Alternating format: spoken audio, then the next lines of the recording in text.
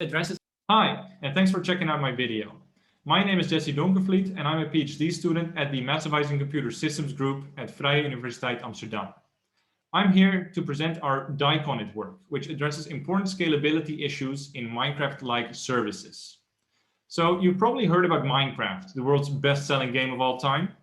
It has more than 126 million active monthly players and is part of a large ecosystem where users share self-created content on platforms such as YouTube and Twitch.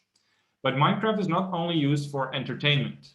It also plays a role in education, an example of which is Microsoft's official Minecraft Education Edition. The game is also used for activism, such as preventing illegal logging, and for social interaction, both generally and specifically during this global pandemic.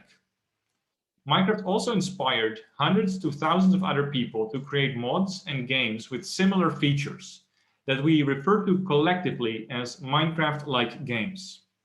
These games are increasingly offered as a service where players can play the game without worrying about managing infrastructure. However, these games have a looming scalability challenge because the 126 million active monthly players is only made possible by replicating large numbers of independent instances which do not communicate. And each individual instance only supports at most a few hundred players, with commercial Minecraft services supporting only 10 concurrent players in each instance. This means that despite the large number of users, these users cannot really play together. And this has real-world consequences. For example, a virtual world concert held in 2020 had to be canceled because too many people tried to participate. So in this work, we address that challenge in several ways. But because I only have 8 minutes, I'll use the remainder of my time to only talk about the dynamic consistency management aspect of our system. You can find our other contributions in our article. Now, an important part of the scalability challenge in online games and Minecraft-like games specifically is their network bandwidth requirement. Because bandwidth usage can increase quadratically and sometimes cubically with the number of players in a single instance. A well-known existing technique to address this challenge is to use interest management. The intuition behind this technique is to reduce bandwidth usage by allowing inconsistencies between how players view the virtual world, which leads to less state synchronization. For example, here we see a top-down view of a virtual world. A player's avatar stands in the middle and observes two other avatars, blue and red, who are moving through the virtual world. You can think of the virtual world as an interactive simulator, which updates tens of times per second and is affected by player actions. In this example, the state updates are visualized as black arrows, which indicate the relative movement of the avatars over time. Interest management allows reducing state update rates in the specific scenarios. For example, an approach called area of interest only sends players frequent state updates that occur close to them in the virtual world, indicated here in a green area and with green shorter arrows.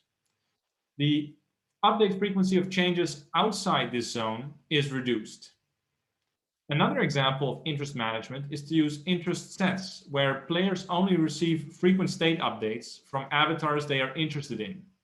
In this case, the player is interested in the blue avatar, for which it receives frequent small state updates, and not so much with the red avatar, for which it receives infrequent state updates. These approaches have been shown to work. However, they are static, which means that they introduce inconsistency when they do not need to, and they cannot respond to changes in workload or available resources. We address that problem by designing Dyconits, a middleware system for Minecraft-like services, which allows operators to specify their own policies and which then automatically switches between those policies at runtime.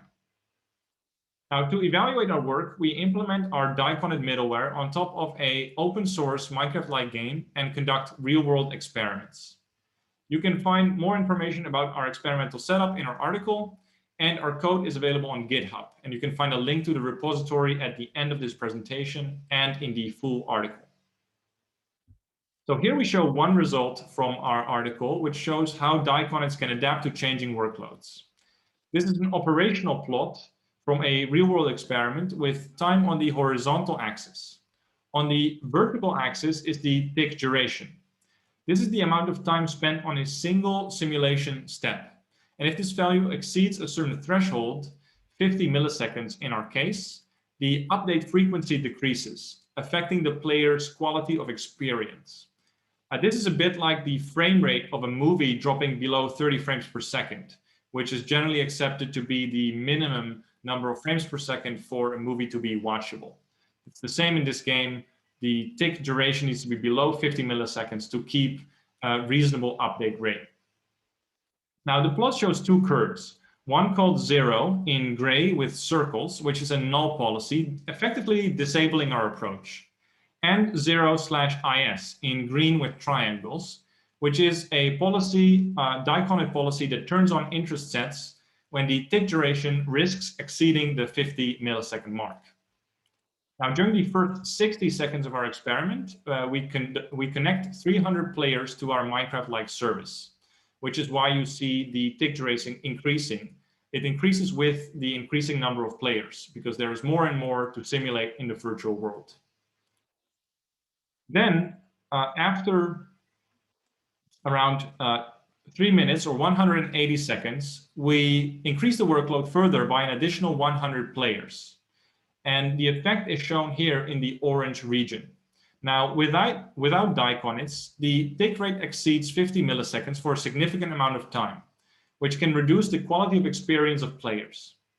In contrast, our Dyconit approach detects the increase in workload and enables interest management, reducing resource usage and keeping the tick duration below the 50 millisecond threshold. At approximately 240 seconds, we reduce the workload back to 300 players, at which point Dyconit disables interest management and resumes normal operation. So the take-home message for my talk is that Minecraft-like games are popular systems that are beneficial to society, and that our Dyconits middleware can dynamically trade off consistency for performance. And finally, this is a bit of a teaser for the full article, that our approach can reduce network bandwidth by up to 85% and improve scalability by up to 40%. Thanks so much for watching, and I'd be happy to answer your questions.